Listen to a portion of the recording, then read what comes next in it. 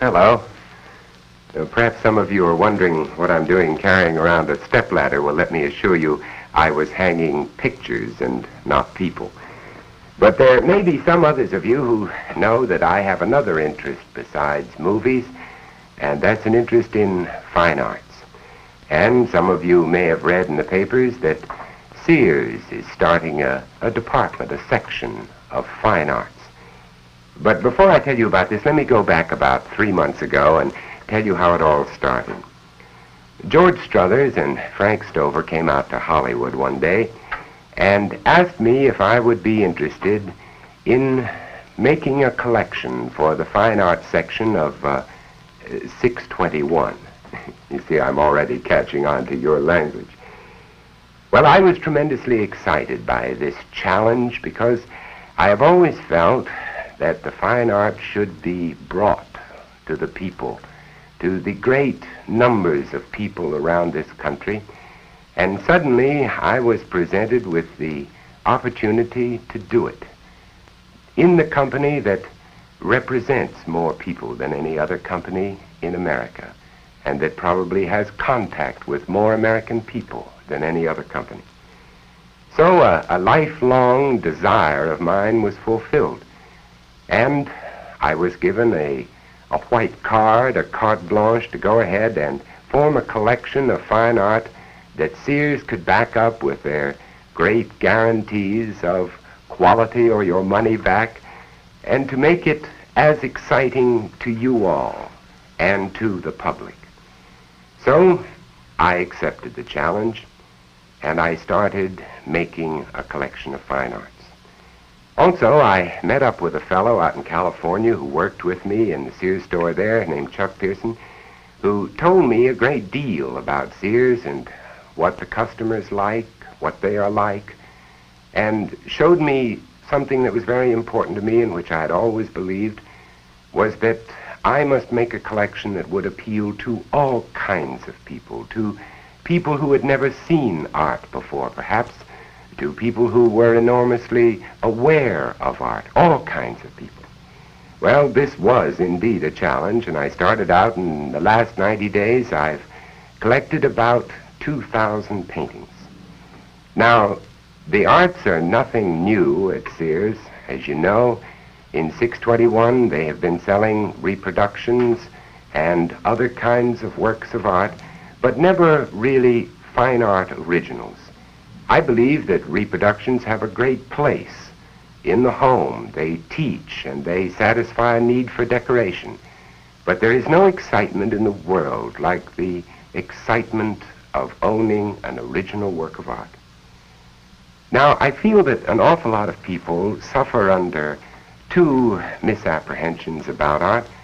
Number one is that it is not available to them, and number two, that it may cost too much money. And so I found that my problem in forming this collection was to correct these misapprehensions, to tell people that art is not something for one class of people, economic class or educated class, but art belongs to everyone. The artist originally created art for all people, not for any special group or any special kind of people. Art is the visual experience of man made exciting by talent, and the talent belongs to that rarest of all individuals, the artist. Strangely enough, Americans will accept this in almost every other field but the visual arts. They will accept it in music. They don't make any comments about someone who was born to write music, though they can't explain it, they don't know it. But the visual artist, the painter, the etcher, is somebody kind of special. So, with your permission, I'd like to give art a little haircut right here. I'd like to assure you that it is not done by strange fellows with long hair who live in attics and wear berets. It is done by extremely disciplined human beings who are trying to allow you, as people, untalented people like myself, trying to allow them to see through their eyes the visual beauty of this world. And so, in your Sears collection, in the Vincent Price collection, as we call it, we have tried to show all kinds of art. Art of the past, art of the present, art that we hope will have a great place in the future. I think probably I can talk to you much better if I have a picture to guide me. If you're like I am, I'm completely visual-minded, and I'll admit it. So let's take a look at the Vincent Price collection, which belongs to you all at Sears and to the American public now. And let me explain to you some of the points that I have tried to make. So let's start by taking a look at this woodcut by Hiroshige, one of the most famous Japanese artists of all time. This is some of the merchandise that you're going to be showing to your customers and that you're going to be selling. I can assure you that we're very proud to have some of these pictures. This is one of the early examples of Hiroshige's famous views. It is wonderfully framed and wonderfully priced. You can be proud to show it to your customers and to sell it. Now, one of the points I'd like to make here is that, to me, as a little different from a lot of people, I don't feel that a work of art is necessarily just a hand-painted oil on canvas. As a matter of fact, this is completely untrue, because some of the greatest works of art ever done in the world have been wood blocks, watercolors, etchings, aquatints, drawings.